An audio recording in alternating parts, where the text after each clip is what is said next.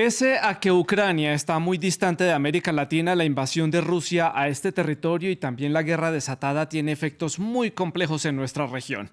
La destrucción del aparato productivo ucraniano, también la incapacidad para cumplir con las exportaciones de cereales como trigo y maíz, así como la pérdida de cosechas, ha provocado una especie de tensión mundial por el acceso a esos cereales. Por ende, también ha habido un incremento en los precios y desabastecimiento, entre otros factores.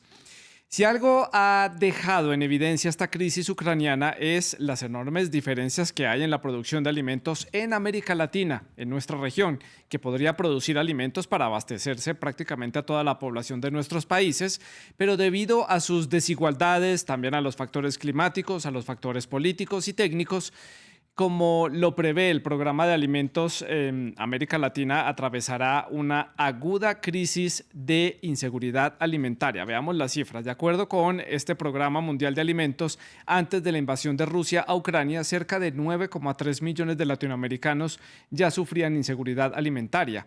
Ahora, con el transcurso de la invasión y el recrudecimiento del conflicto, se espera que la cifra de latinoamericanos que sufren inseguridad alimentaria llegue al 13,3 millones de personas. Pero ustedes se preguntarán, ¿por qué incide Rusia y Ucrania en todo esto?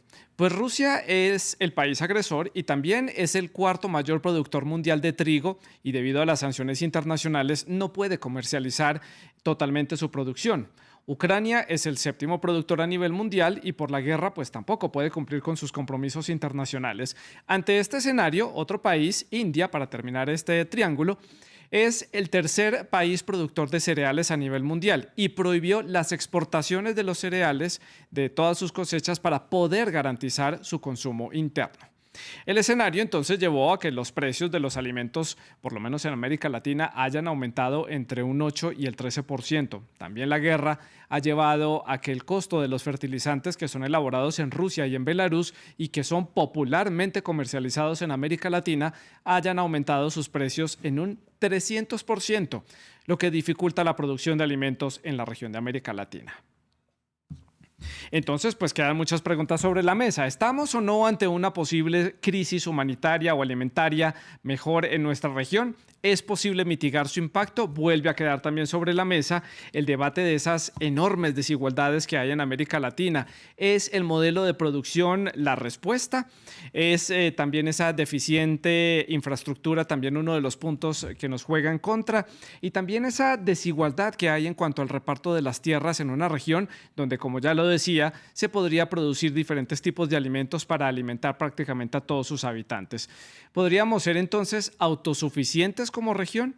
Son muchas las preguntas ante este posible escenario de una crisis alimentaria en América Latina. Lo vamos a analizar hoy en el debate de France 24 y para conversar sobre este tema hemos invitado a Expedito Nastro. Él es oficial del Programa Mundial de Alimentos, es analista en seguridad alimentaria, se encuentra en Ciudad de Panamá, Panamá. Y también se une a esta conversación Miguel García Arias, él es director regional para Centroamérica de la ONG Acción contra el Hambre. Él se conecta desde la ciudad de Managua, en Nicaragua.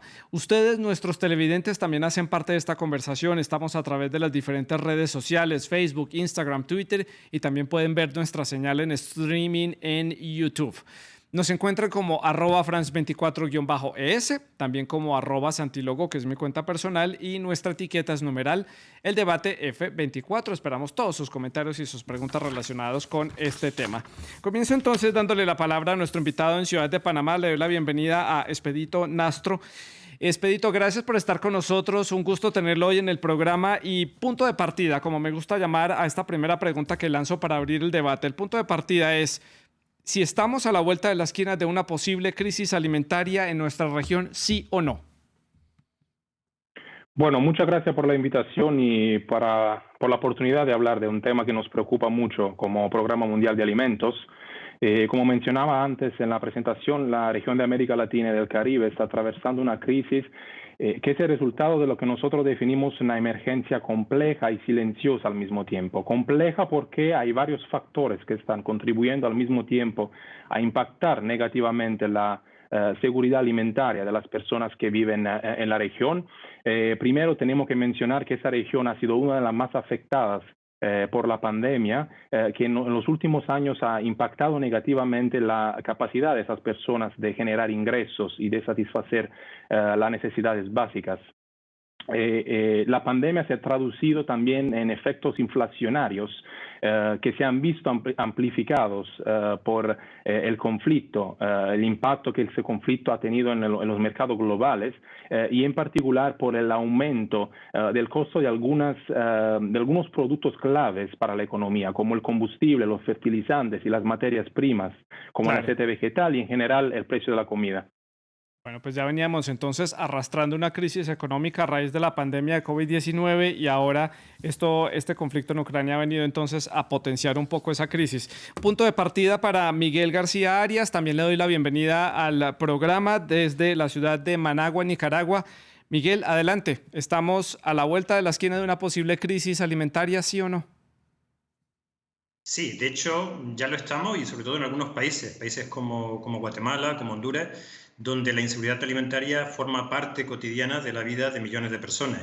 Respecto a las cifras, también hay que matizar que la situación antes de iniciar este proceso inflacionario y el agravamiento del precio de los alimentos a nivel internacional por la guerra de Ucrania, ya salíamos de la pandemia con un incremento notable del número de personas en inseguridad alimentaria. Tenemos que diferenciar también que hay distintos grados de inseguridad alimentaria. Tenemos la inseguridad alimentaria severa, que lo podemos traducir como personas que pasan el día sin comer.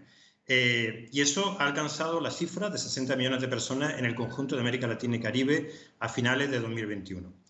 No sabemos todavía, ahora estamos con la labor de medir el impacto que estas nuevas condiciones están ocasionando en los precios de los alimentos y las consecuencias que esto va a tener, evidentemente, con un aumento del número de personas que van a necesitar asistencia alimentaria. Y luego, de forma general, con algún grado de inseguridad alimentaria moderada, encontramos hasta 267 millones de latinoamericanos. Entonces, las cifras vemos que van subiendo. La pandemia fue algo que impactó sin duda y la guerra de Ucrania también lo está haciendo. No solo por el aumento del precio de los alimentos, sino también por el aumento del precio de los combustibles. Miguel, continúo con usted para hacer la ronda en sentido contrario. Hablemos entonces de los factores, porque como ustedes lo han dicho, los dos invitados, no es solamente el hecho de haber comenzado esa invasión de Rusia a Ucrania lo que ha llevado a aumentar las cifras y a contempla la posibilidad de un aumento en esta crisis alimentaria en la región de América Latina. Hay muchos factores adicionales y sobre todo factores que la región de América Latina ya lleva arrastrando desde hace mucho tiempo, como es la pobreza, la desigualdad económica y también la desigualdad en cuanto al reparto de las tierras.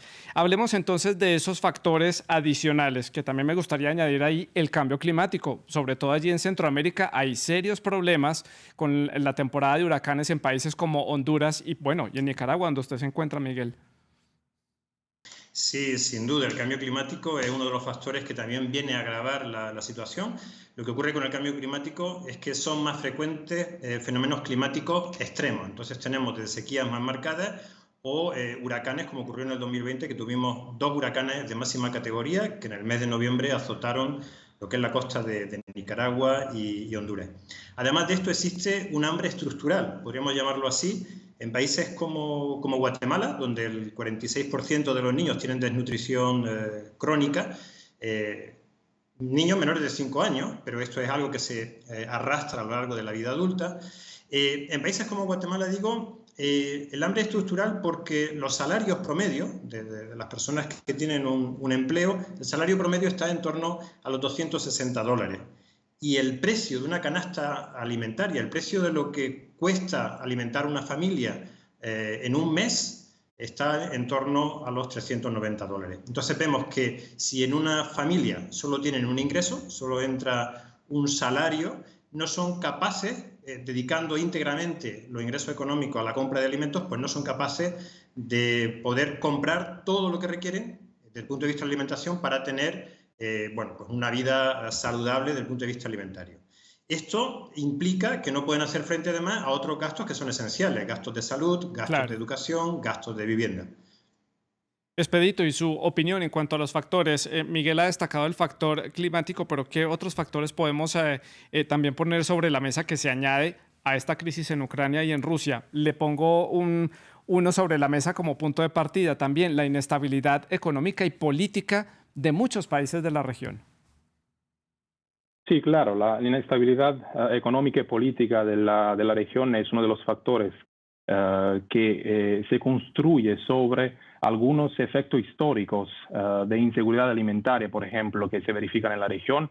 Hemos hablado de pobreza estructural, hemos hablado de altos niveles de desigualdad, el efecto del cambio climático, los altos niveles también de inseguridad. Entonces, todo eso crea lo que yo mencionaba antes, esa crisis compleja que está afectando a las personas en la región. Y entonces esos indicadores que nosotros monitoreamos de muy de cerca en el Programa Mundial de Alimentos ya nos están dando indicaciones de que la situación se va a empeorar en los próximos meses. Y de hecho nosotros hemos desarrollado un escenario estadístico según el cual el número se subirá de 9.3 a 13.3 millones de personas en inseguridad alimentaria grave, severa, entonces un aumento de 4 millones de personas si el conflicto y las dinámicas económicas a nivel global siguen así. Expedito, ¿cómo entonces empezar a atacar este problema? Hablemoslo a nivel de la región, porque me imagino que cada país tendrá sus complicaciones también internas y hacen frente a diferentes situaciones. Pero ¿por dónde empezar a atacar entonces este problema? ¿Por la parte de la producción económica, gestión política o por dónde comenzar? Bueno, la respuesta muy simple es trabajar muy de cerca con los gobiernos locales. Los gobiernos locales en sí mismos están afectados por el tema de la pandemia, de esa crisis compleja, del tema de la crisis, porque tienen un espacio fiscal muy reducido. Por haber asistido a millones de personas en los últimos años. Entonces nosotros estamos trabajando muy de cerca con los gobiernos para poder identificar soluciones específicas por país. Estamos dando mucha importancia a los pequeños agricultores y trabajamos de la mano con ellos para poder fortalecer las economías locales. Las operaciones del Programa Mundial de Alimentos también se han visto afectadas en ese sentido porque también el costo de proveer esa asistencia a esas personas ha subido y entonces el Programa Mundial de Alimentos necesita como más fondos para poder hacer frente a esa crisis y entonces estamos trabajando juntamente con todos los actores a nivel global, haciendo mucho esfuerzo de abogacía también para llamar la atención en esa región. Para poder enfrentar esa crisis.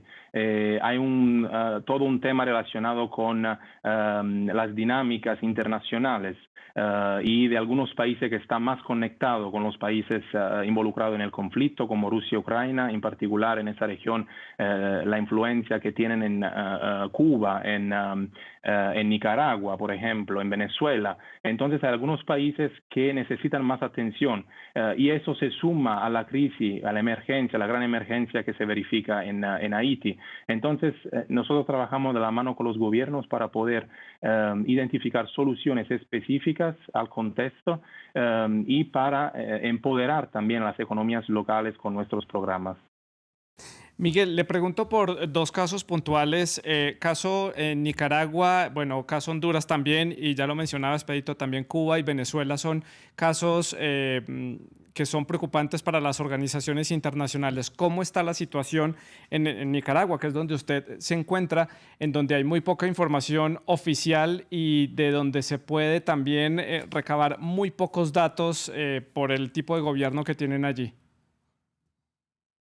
Efectivamente, a nivel regional, no solo en Nicaragua, sino especialmente en Centroamérica, es un desafío el tener información actualizada sobre cómo va evolucionando la situación alimentaria. Para nosotros es muy importante el monitoreo nutricional de los niños. Es una labor que Acción contra el Hambre, como una ONG internacional, viene llevando a cabo en toda la región, muy especialmente en Guatemala. Y esto implica, junto con las autoridades, junto con instituciones públicas, hacer un seguimiento de cuál es ese estado nutricional. Eso implica pesar y tallar niños, sobre todo menores de 5 años, que son los más sensibles a problemas nutricionales. Y esto va ligado también como una respuesta a facilitar una mejora en los tratamientos de niños identificados con desnutrición aguda. Eso es fundamental y eso debe ser una prioridad en países como Guatemala y Honduras. Otra prioridad debe ser también el impulsar a todos los gobiernos de la región los programas de protección social. Y ahí América Latina, especialmente Centroamérica, el conjunto de Centroamérica, tiene una brecha con el resto, con el promedio internacional. O sea, los países invierten muy poco dinero o menos del que deberían en proveer asistencia básica, fundamental, por ejemplo, a adultos mayores. Sí. Los programas de transferencia económica o de pensiones son muy precarios y son grupos de poblaciones de especial vulnerabilidad. Lo mismo también con la infancia, o sea, la inversión pública para infancia en situación de riesgo debe ser una premisa, y trabajo de organizaciones como la nuestra, como Acción contra el Hambre y otras ONG internacionales o el Programa Mundial de Alimentos, pues nuestra labor es apoyar allí donde existen cuellos de botella y facilitar la entrega de ayuda humanitaria en los lugares donde existe un mayor deterioro de la seguridad alimentaria. Miguel, otros dos casos puntuales de la región, el caso de Colombia y el caso de Brasil. ¿Por qué le pregunto por estos dos países? Porque están en procesos electorales. Brasil irá a las urnas en octubre, Colombia está esperando ir a la segunda vuelta presidencial y uno no ve en los programas de los candidatos hablar de este tipo de crisis regional o de lo que puede llegar a ser esta crisis regional. Por lo menos en el caso de Colombia, a lo largo de la campaña es muy poco lo que se habló de la asistencia alimentaria para las zonas más apartadas, rurales y que están todavía dentro del foco de la violencia del conflicto interno de ese país. Estos dos casos son preocupantes. ¿Puede Colombia o Brasil tener también un cambio de política económica que pueda agravar un poco esta crisis alimentaria? ¿Cuál es el balance que ustedes hacen? No me atrevería a hacer predicción de futuro, pero sí que me parece muy interesante recordar lo que ocurrió en el 2021 en Colombia, donde prácticamente todo el país se paralizó, hubo manifestaciones y hubo una violencia importante en amplias zonas del país, motivada por una reforma fiscal que en principio iba a encarecer productos básicos, productos de primera necesidad. Y eso desencadenó una reacción popular que obligó finalmente al gobierno a suprimir esa reforma fiscal que, como les decía, parecía que iba a tener un impacto sobre todo en alimentos fundamentales. Entonces, quizá ahora mismo no sea un tema que está en la mesa de debate político, pero sí está latente, sin duda, tanto en Brasil como en Colombia, y en la medida que los precios aumenten, la presión será mayor para los gobiernos, y eso no solo en América Latina, sino a nivel internacional, para dar soluciones a ese problema. Sí.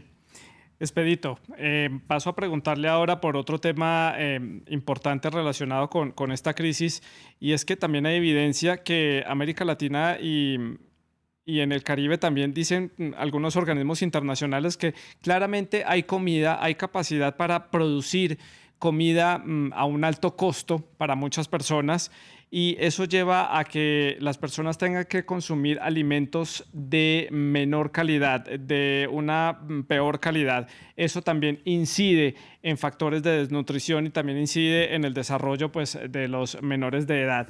En cuanto a la calidad de los alimentos, ¿eso cómo se puede mejorar? ¿Qué hacen a nivel regional para no solamente garantizar que haya alimentos, sino que también sean de buena calidad y nutritivos para las personas? Por supuesto, lo que acabas de mencionar es una de las estrategias que las personas adoptan para hacer frente a la escasez de comida, a la escasez de recursos para poder comprar comida, especialmente en un contexto de inflación como lo que estamos viviendo. Disminuir también la cantidad de comida que se consume por día, disminuir el número de comida, hacer que los niños coman y que los adultos renuncien, por ejemplo, a la comida. Esas son estrategias que los hogares, las personas normalmente utilizan para hacer frente a esas situaciones.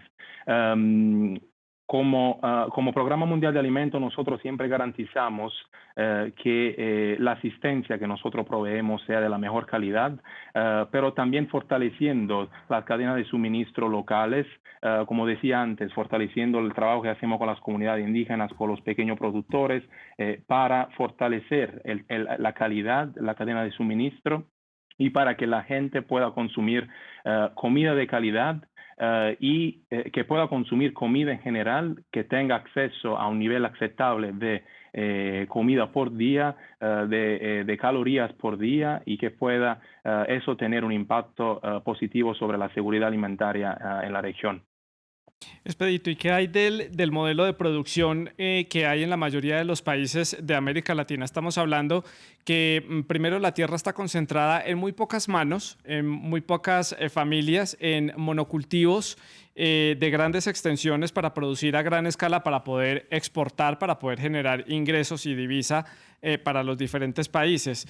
Esto también sería un punto de partida tal vez para empezar a cambiar la situación, diversificar la forma de cultivo y hacer una redistribución de tierras o por lo menos una redistribución de los productos, que no todas las regiones tengan que cultivar exactamente lo mismo o los países tengan que ponerse de acuerdo y cultivar exactamente lo mismo. Sí, por supuesto que sí. Lo que está impactando mucho en los países de la región es también el hecho de que los países de esa región son dependientes de la importación de cereales. Entonces hay países productores y países que importan mucho de esos cereales, y eso está haciendo de que algunos países no pueden acceder a los mismos niveles de consumo como antes, debido al aumento de precios que estamos viviendo. Lo que mencionaba antes, trabajar muy de cerca con las pequeñas comunidades, fortalecerlas como las pequeñas comunidades, enfrentar esos problemas de desigualdad, que son problemas estructurales aquí en la región. Como comentabas, las tierras se concentran en pocas manos. Eso nos hace trabajar muy de cerca con las comunidades, con los pequeños agricultores, para fortalecer el acceso de esas personas a los mercados locales, para conectarlos con los mercados, para que ellos puedan tener un mayor acceso, y que eso en retorno pueda mejorar también la diversidad de los cultivos, la diversidad como consecuencia de la dieta de esas comunidades, y que eso pueda tener un impacto en general sobre el consumo de alimentos y sobre Sí. la seguridad alimentaria. Miguel, ¿y su opinión al respecto sobre el modelo de producción, este modelo que prioriza las grandes extensiones de un mismo cultivo para la exportación? Bueno, además de tener en cuenta el modelo de producción, hay que tener en cuenta el modelo de sociedad latinoamericana, que es fundamentalmente urbana. El 80% de los latinoamericanos viven en ciudades de más de 20.000 habitantes, y eso implica que buena parte de los latinoamericanos ya están desvinculados de la actividad agrícola. No son productores, sino son sobre todo personas que viven en medio urbano y que para alimentarse dependen del dinero de su salario para poder comprar alimentos. Entonces, un desafío fundamental es que los alimentos sean lo más baratos, lo más asequibles posible, y una medida que tendría un impacto inmediato o un análisis que debería hacerse para orientar decisiones es todo aquello que restringe la posibilidad de comerciar, de intercambiar, de importar o de exportar alimentos. Decisiones como la que ha tomado la India de prohibir las exportaciones de trigo tienen un impacto enorme en el mercado internacional, y todo lo que sea favorecer que los alimentos, sobre todo alimentos de primera necesidad, puedan entrar y salir de los países para atender, sobre todo donde existe demanda de alimentos, ayuda evidentemente a quienes tienen menos capacidad de producción. Estoy totalmente de acuerdo que hay que apoyar también a los pequeños productores en la medida de lo posible, agrupados en cooperativas agroalimentarias que tienen un papel fundamental en el sistema alimentario de cualquier país, y que nos Sí. permiten llegar de una forma eficiente a brindar apoyo a esos productores que ahora lo necesitan más que nunca. Entiendo ese modelo que usted explica, pero eso ya no se ha intentado en el pasado. ¿Sí ha sido exitoso? ¿Sí ha logrado tener un impacto? ¿O cómo tal vez lograr una transición a un sistema que sea un poco más sostenible, Miguel? Bueno, la sostenibilidad se puede entender de distintas formas. Hay una sostenibilidad ambiental que es esencial en la forma de producir, tener la capacidad de preservar los recursos, tus recursos de los cuales estás generando la producción de alimentos que necesitas tú y que necesitas vender, porque la sociedad también lo necesita. Entonces, eso es fundamental. Y en lo que se refiere a la posibilidad de comprar, vender en el mercado internacional alimentos, lo cierto es que existen importantes restricciones. Es muy interesante analizar lo que ocurre, por ejemplo, en Guatemala, que el contexto nacional que conozco especialmente bien. Llama mucho la atención el flujo permanente de migrantes, ¿no?, que atraviesan Guatemala en dirección hacia Estados Unidos. Pero cuando uno se encuentra en la frontera de Guatemala entre México, por ejemplo, además de ver migrantes de distintos países que van hacia el norte, también es interesante observar cómo vienen alimentos importados, más que importados, entran de contrabando a Guatemala desde México, porque resulta que hay una diferencia de precio notable, especialmente en alimentos como lácteos o huevos, que son esenciales en la dieta de los hogares más vulnerables en Guatemala. Y esos alimentos son más baratos en México y, por tanto, entran a Guatemala de forma irregular. Y eso se debe a que el mercado de un país como Guatemala tiene precios que en productos como, por ejemplo, la leche están incluso un 50% más altos que lo que se encuentra en México. Entonces, facilitar que, sobre todo en los países donde existe mayor problema alimentario, se puedan comprar alimentos más baratos, es un objetivo fundamental. Claro, es fundamental. Expedito, hemos analizado los diferentes factores y hemos visto esta crisis desde diferentes puntos de vista, pero hay quienes dicen que en medio de la crisis también está la oportunidad.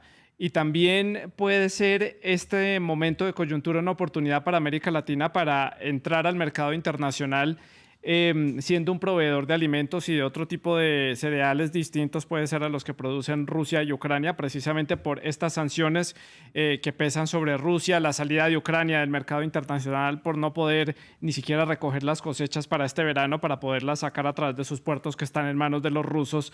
¿Puede América Latina entrar a cubrir algunos de esos mercados, algunos de esos puntos y tener ahí una oportunidad también de negocio, digámoslo así? Sí, seguramente sí. En cada crisis tenemos que identificar cuáles han sido las debilidades y trabajar para fortalecerlas. Entonces, el sistema productivo, lo mencionábamos antes, es una de las debilidades porque los países necesitan y son dependientes de la importación de cereales, son dependientes de algunos insumos como fertilizantes, por ejemplo. Y entonces eso hace de que los países siguen siendo dependientes del mercado global. Entonces, en la crisis hemos identificado debilidades que tenemos que fortalecer. Entonces, nuestro trabajo del día a día, nosotros tenemos que fortalecer, intentar las formas mejores para poder fortalecer esas debilidades, empezando de las comunidades, empezando de las personas que están en inseguridad alimentaria severa, empezando de las personas que de verdad no pueden acceder a la comida, esa persona que se tiene que enfrentar todos los días con los desafíos de lo que está pasando a nivel global y haciendo como todo un trabajo que sube a niveles más altos, trabajando juntamente de la mano con los gobiernos y los sistemas de protección social. Miguel, su opinión sobre la oportunidad que pueda tener América Latina con esta coyuntura. Pues, de hecho, hay países que van a verse beneficiados, países que son exportadores de cereales, de leguminosas. Ahí destaca Argentina, Brasil, Bolivia, también es un país que puede verse beneficiado.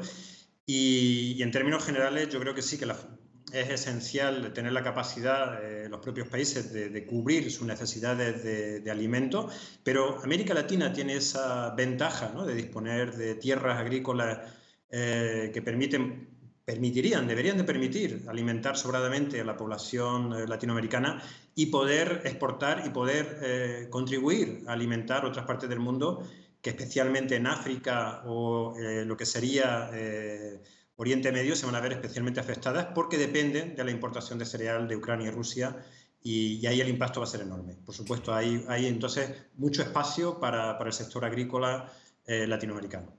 Expedito, y siendo muy positivo, tal vez en un escenario muy positivo y pensando muy a futuro, ¿puede América Latina llegar a una instancia de ser autosuficiente, de lograr por lo menos satisfacer muchas de sus necesidades alimenticias o alimentarias en buena parte de la población? ¿Esto puede ser un escenario posible? Sé que estoy hablando en un escenario un poco fantasioso, pero ¿podría llegar a suceder?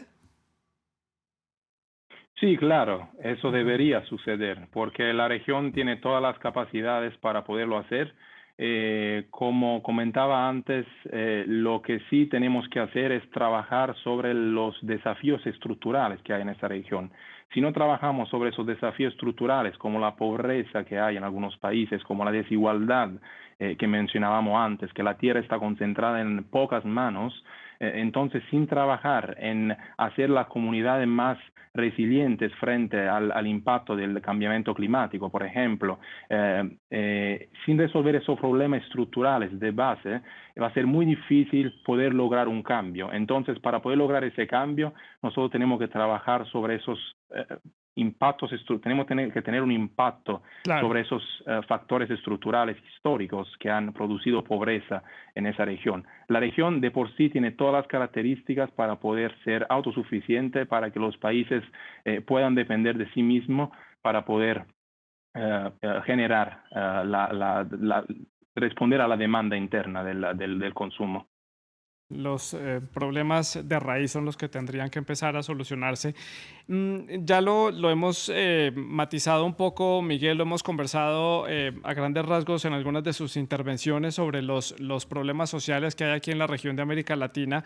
Ese posible escenario de una crisis alimentaria en algunos de los países de la región que puede comenzar en cualquier momento, esto también podría desatar o potenciar otros problemas que ya tiene la región, como por ejemplo las olas migratorias o como por ejemplo inestabilidad política. Usted mencionaba el caso de Colombia, que la gente salga a las calles porque tiene hambre, porque necesita comer y haya inestabilidad política, eso lleve a derrocar gobiernos o por lo menos a tomar medidas extremas por parte de las autoridades. ¿Qué tan factible es que esto pueda llegar a suceder?